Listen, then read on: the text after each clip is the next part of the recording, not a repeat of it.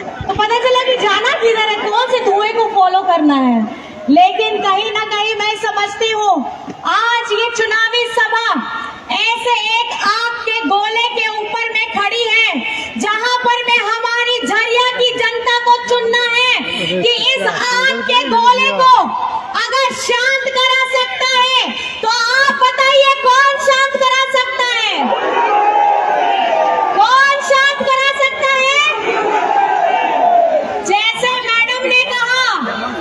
जैसे मैडम ने कहा ये अकेली नहीं है, हमारे स्वर्गीय दादा हमारे स्वर्गीय नीरज सिंह जी के साथ डबल ताकत के साथ पूर्णिमा नीरज सिंह खड़ी है आप लोगों के लिए चट्टानी स्वरूप बन करके, क्योंकि अगर झरिया की तस्वीर को प्रगति लाने का यहाँ पे किन्हीं ने काम किया है तो पूर्णिमा नीरज सिंह ने किया है। आज झारखंड में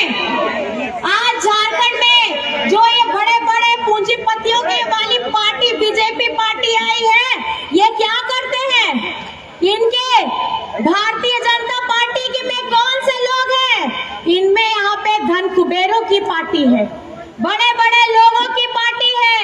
और हमारी महागठबंधन किसकी आवाज को बुलंद करती है, हमारी महागठबंधन मजदूरों को, किसानों को, पिछड़ों को, दलितों को, अल्पसंख्यक को, आदिवासी को, गरीब गुरबा को, इनकी आवाज को बुलंद करने का काम हमारी महागठबंधन सरकार करती है। आज हेमंत सोरेन जी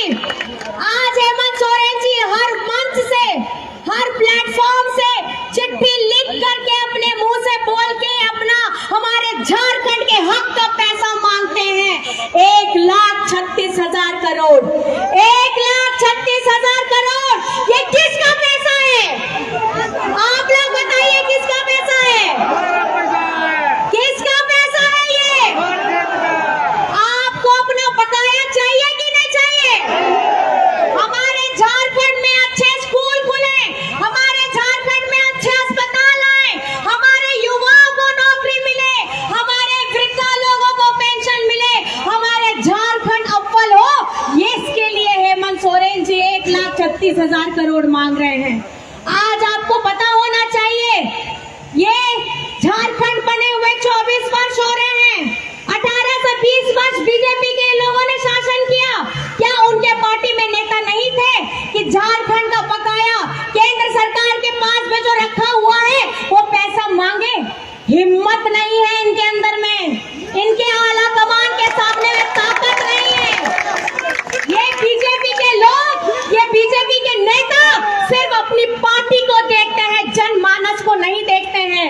और इस बार झारखंड की जनता ने ये फैसला कर लिया है, झरिया की जनता ने ये फैसला कर लिया है कि इस बार दोबारा से आदरणीय हमारी पूर्णिमा नीरज सिंह जी को आपकी सेवा के लिए फिर से एक मौका दोबारा देना है।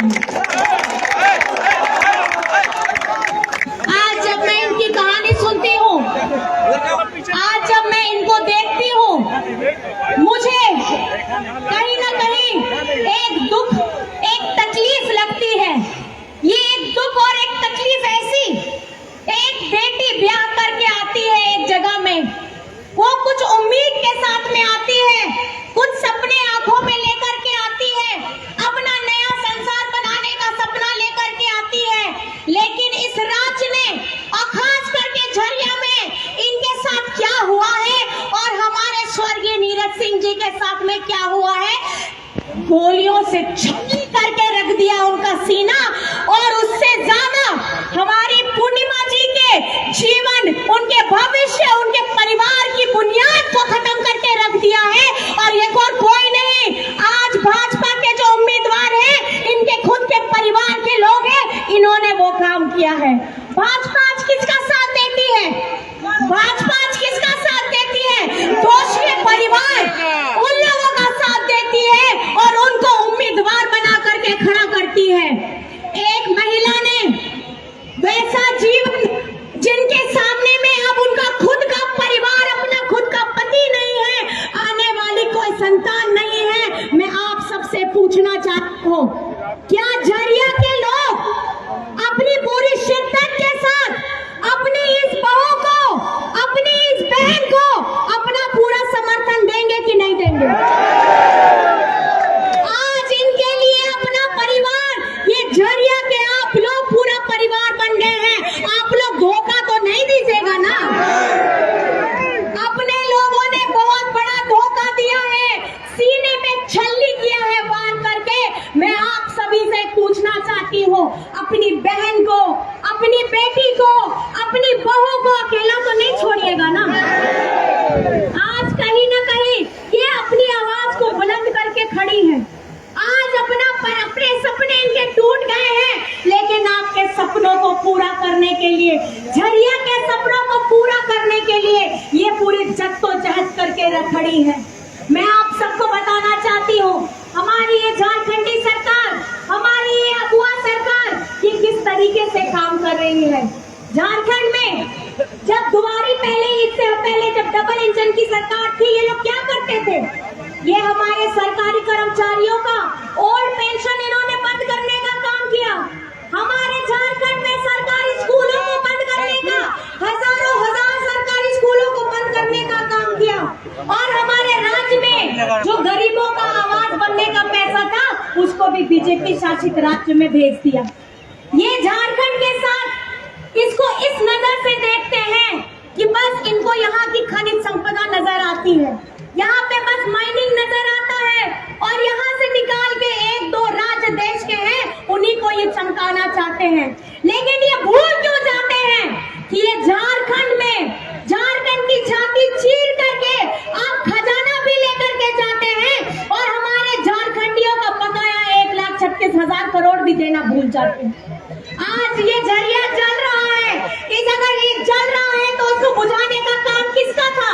आप लोगों ने कुछ नहीं किया। आज यहाँ की जनमानस, हमारी बहनें, हमारी माताएं, हमारे बच्चे अस्पताल के लिए रोते थे, विद्यालय स्कूलों के लिए रोते थे।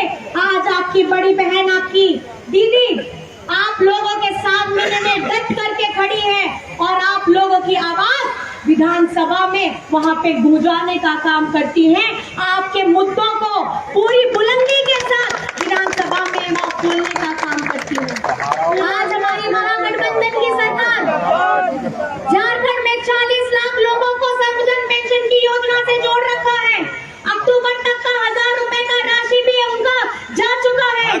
25 लाख लोगों को अबुआ आवास के साथ में जोड़ा गया है। हमारी 9 लाख बिटिया जिनको सावित्री बाई फुले की योजना से जोड़ा है, उनको कक्षा 8 से लेकर के कक्षा 12 तक 40,000 की राशि दी जाती है, ताकि उनकी पढ़ाई न रुके।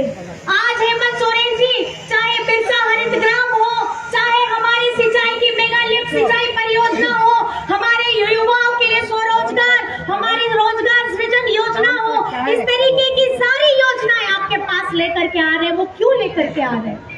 ताकि वो चाहते हैं हर एक वर्ग, हर एक समाज, हर एक धर्म, हर एक जाति हम लोग मिलजुल करके रहे। जब हमने बचपन में पढ़ा था, एक कविता थी, हिंद देश के निवासी सभी जन एक है, रंग रूप वेश भाषा चाहे अनेक है।